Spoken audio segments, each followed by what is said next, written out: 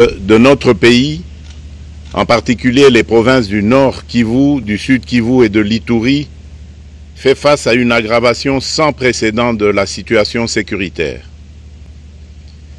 Les forces de défense du Rwanda, en soutien de leurs marionnettes du M23, poursuivent leur entreprise terroriste sur notre territoire, semant la terreur et la désolation parmi nos populations. Je partage avec vous la douleur et l'indignation face à ces attaques barbares. Ces actes ne sont pas seulement une attaque contre la République, mais une offense à l'histoire et à la dignité de notre peuple. En ces moments difficiles, je vous appelle à la résilience et surtout à la résistance. Face à cette situation, permettez-moi de vous rassurer. Une riposte vigoureuse et coordonnée contre ces terroristes et leurs parrains est en cours. Nos vaillantes forces armées de la République démocratique du Congo, symboles de courage et de patriotisme, sont pleinement mobilisées, prêtes à défendre chaque centimètre de notre territoire. J'ai personnellement convoqué et présidé des réunions de crise avec une équipe restreinte du gouvernement, le haut commandement militaire ainsi qu'une réunion interinstitutionnelle afin d'évaluer les récents développements de la situation et de lever les options pour repousser les agresseurs et reconquérir chaque parcelle de notre territoire. À cet effet, j'ai nommé ce 28 janvier le général-major Évariste Somo Kakule au poste de gouverneur militaire du Nord Kivu pour renforcer la coordination des opérations militaires et restaurer l'autorité de l'État.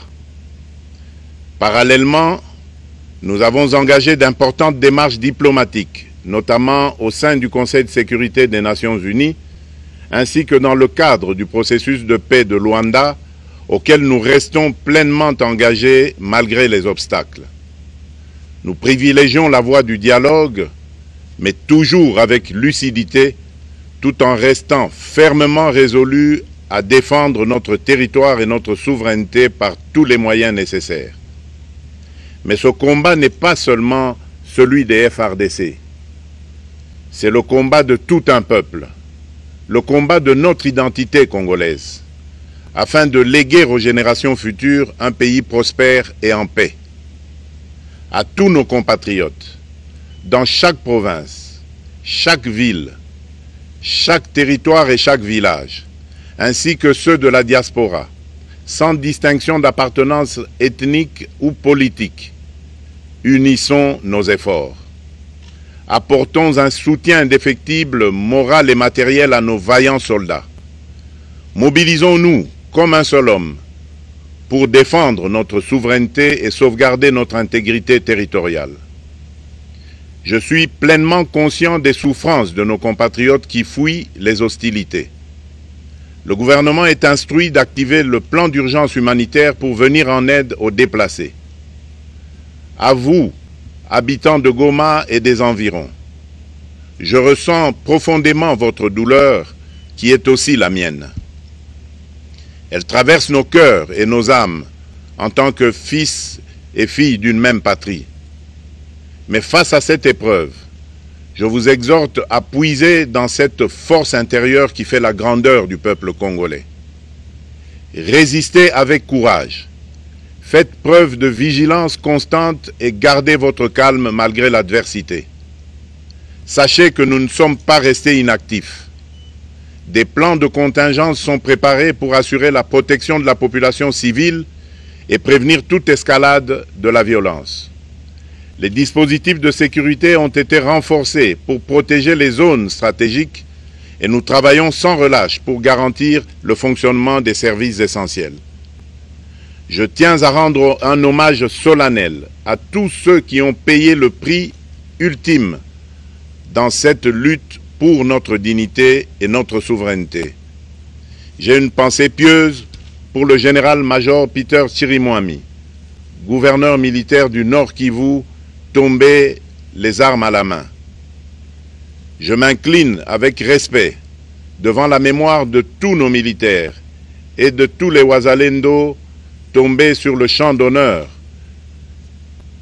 Je pense aussi aux soldats de la mission de la communauté de développement d'Afrique australe, la SAMI DRC, qui combattent à nos côtés aux casques bleus de la MONUSCO, qui ont sacrifié leur vie pour la paix, ainsi qu'aux innombrables civils victimes de la barbarie ennemie. Leur courage et leur sacrifice ne seront jamais oubliés. Et nous portons leur flambeau avec la ferme détermination d'achever leur noble combat. Je voudrais ici interpeller directement la communauté internationale et l'Union africaine.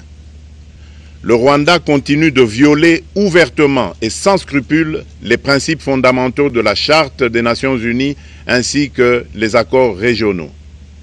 Pire, ces agissements se déroulent dans une impunité totale et ce, avec un mépris manifeste des règles internationales et des valeurs que ces institutions sont censées défendre. Cette attitude arrogante, qui ne cherche même plus à masquer ses forfaits, est une provocation inacceptable à l'égard de notre souveraineté et de la stabilité régionale.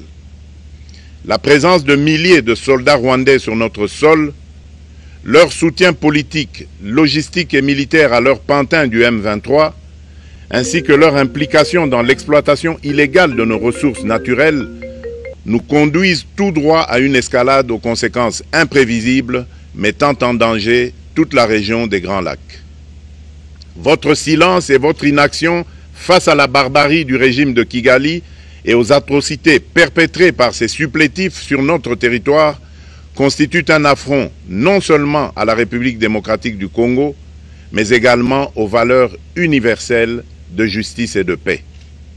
Le peuple congolais prend acte de cette passivité qui frôle la complicité. Soyez sûrs d'une chose, la République démocratique du Congo ne se laissera pas humilier ni écraser. Nous nous battrons et nous triompherons. Congolaises et Congolais, l'heure est certainement grave, mais notre détermination est encore plus inébranlable.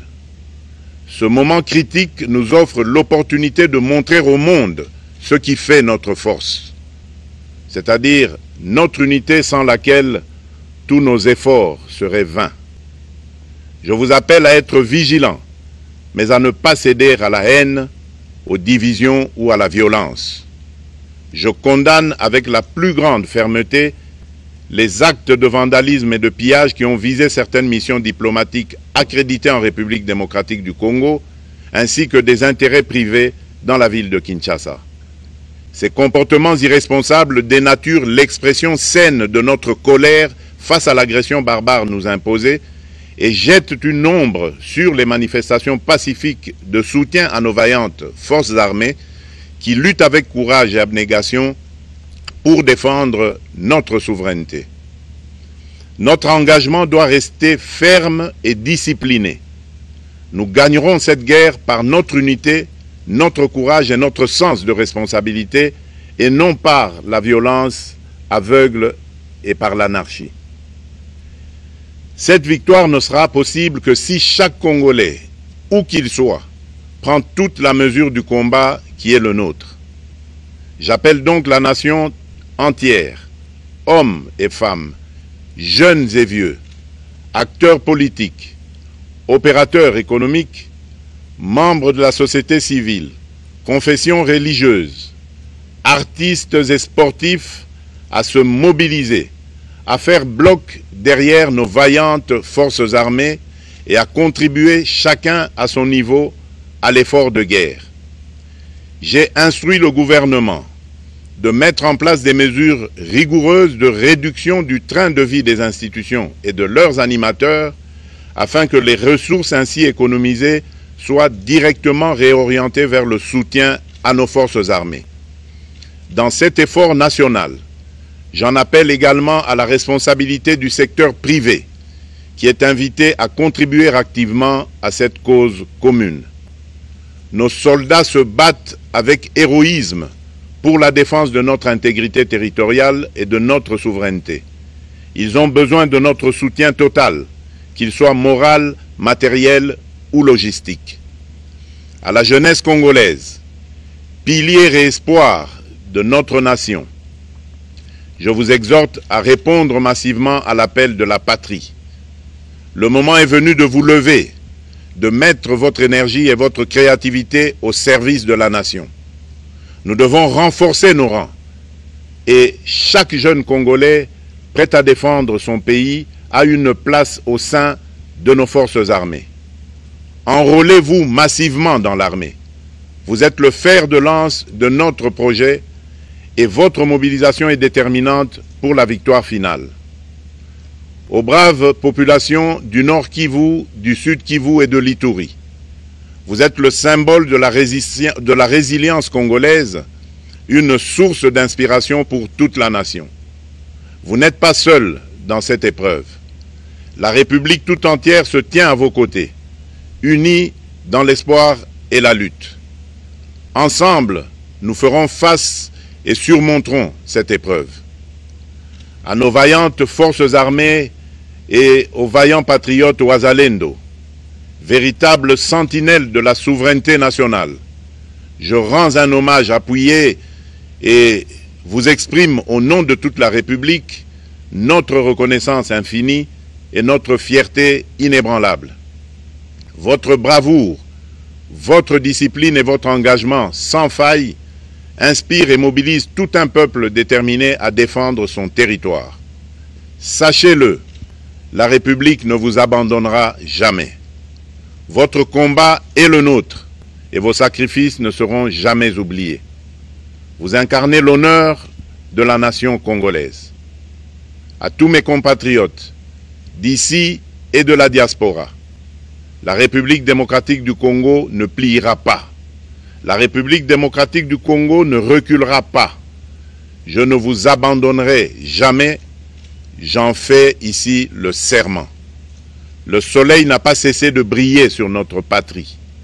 Ensemble, main dans la main, nous surmonterons cette tempête et nous ouvrirons une ère nouvelle de paix et de prospérité pour les générations futures.